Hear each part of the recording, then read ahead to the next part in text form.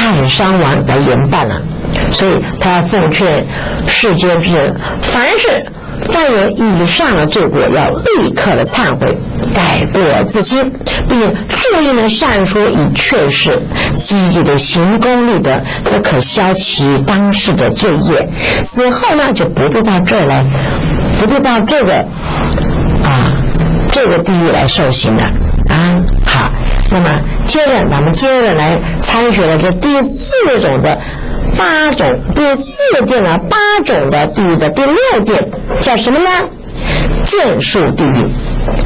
在姜老师后面所绘制的警示因果图典当中，他有一手记来描述对待这个地狱受报的这个罪魂的罪行妓院。肉体享受是灵魂买单呐，买单不是买单，哈哈哈。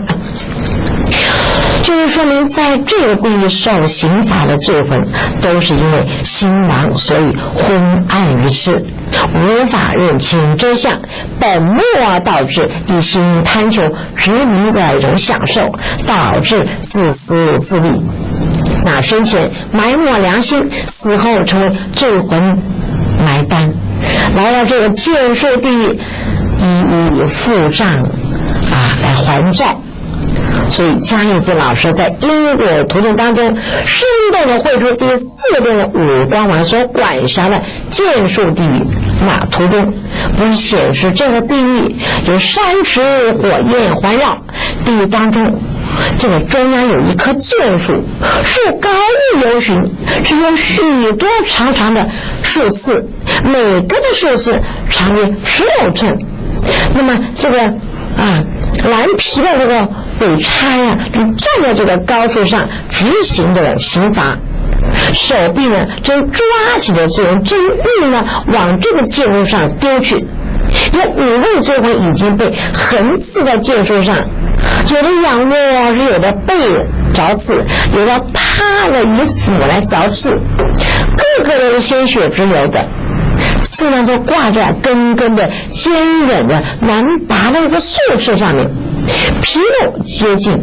根本就无法翻身逃走。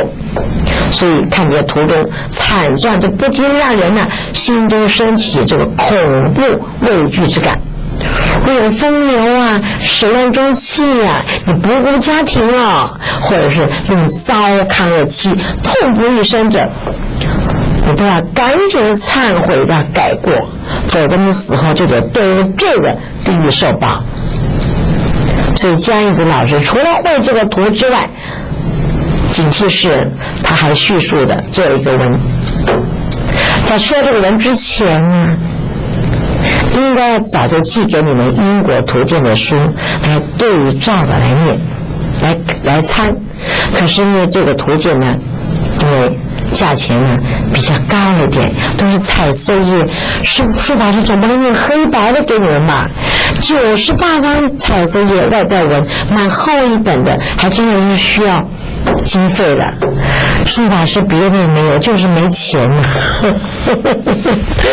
好，又要付托钵费用，又要付制作的费用这个是要说你们大伙一块来成就记在画拨单里面，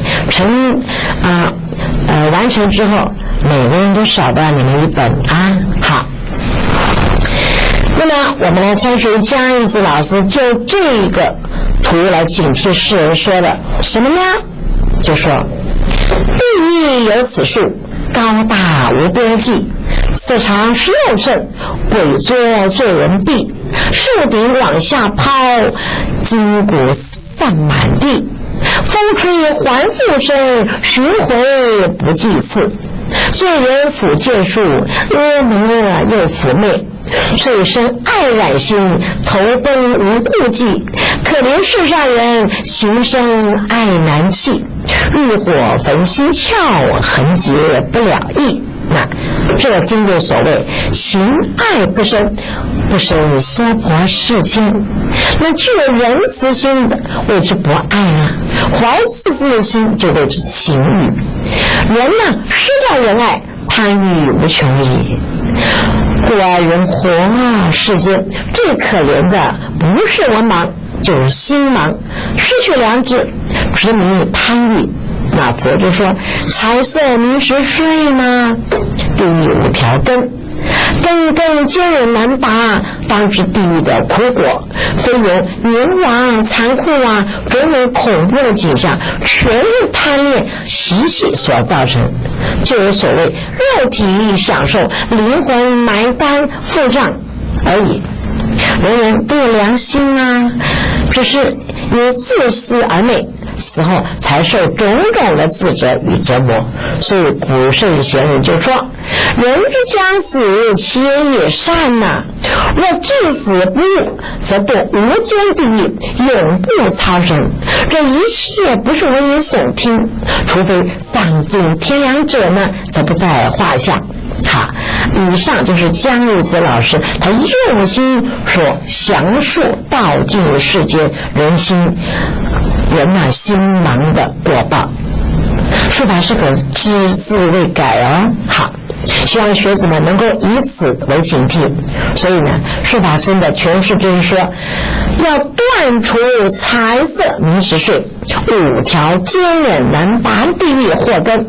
否则你在这世上贪恋肉体的享受，死后你就得堕入这个剑术地狱当中，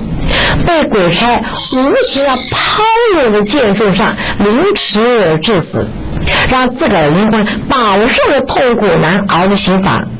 所以因果律法皆如影随形，所以在世为人时要断除地狱的5条祸根，千万别谈一时的享受，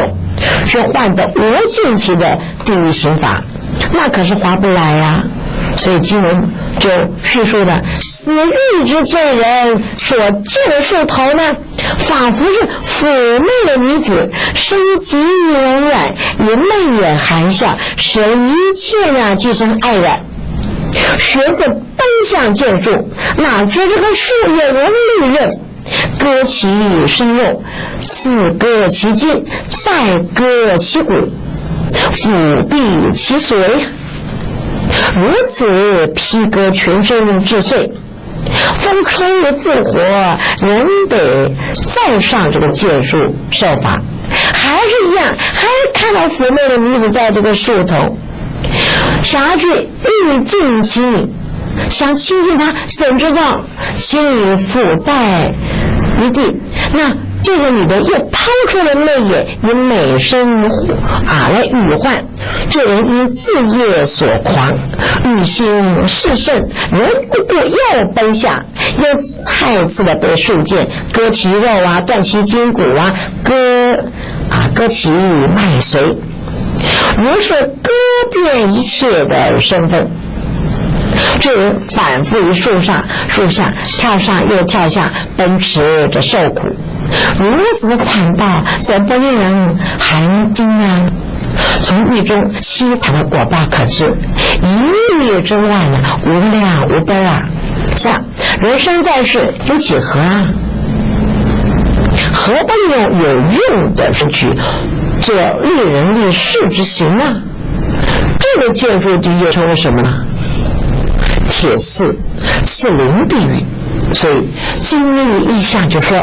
此狱8000由旬，满中铁刺，一刺端有12剑，风起叶落，锋利剑刃，遍插罪魂的身躯。综合经典所叙述的，此狱遍是经济之术，上有利刃，刑罚割刺罪魂的皮肉。罪魂那究竟是以何业会往生这个地狱呢？当然都是前世以屠杀为业，或邪淫他妇，或妇人被夫苟合，连苟合，宰割剥夺，使众生骨肉分离。